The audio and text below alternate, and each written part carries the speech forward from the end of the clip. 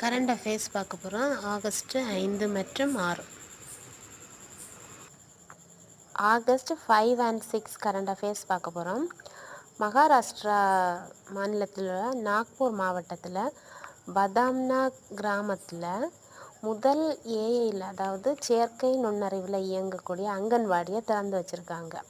மகாராஷ்டிராவில் நாக்பூர் மாவட்டம் பதாம்னா கிராமத்தில் நாட்டிலே முதலாக ஏஐயில் இயங்கினா செயற்கை நுண்ணறிவில் இயங்கும் முதல் அங்கன்வாடியை திறந்து வைத்திருக்காங்க. செப்டம்பர் 9 குடியரசு துணைத் தலைவர் தேர்தல் நடத்த போகிறாங்க. 2025 ஆகஸ்ட் 1 முதல் அனைத்து இந்திய ஏற்றுமதிகளுக்கும் 25% வரியை அமெரிக்கா அறிவித்துள்ளது. லடாக் சோகர் பள்ளத்தாக்கு லடாக்கில் உள்ள சோகர் பள்ளத்தாக்கில்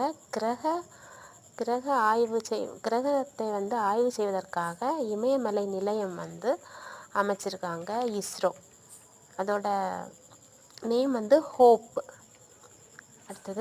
அடுத்ததாக தூத்துக்குடி வஉசி துறைமுகத்தில் பசுமை ஹைட்ரஜனை உற்பத்தி செய்து 1 மெகாவாட் மேற்கூரை மின் உற்பத்தி திறனை முதல் திறனை உற்பத்தி பண்ணியிருக்காங்க.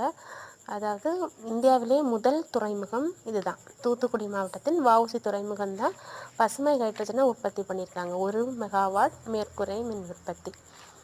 அப்புறம் சீனாவிற்கு அடுத்து 2வது பெரிய மீன் உற்பத்தி செய்யும் நாடாக இந்தியா உள்ளது.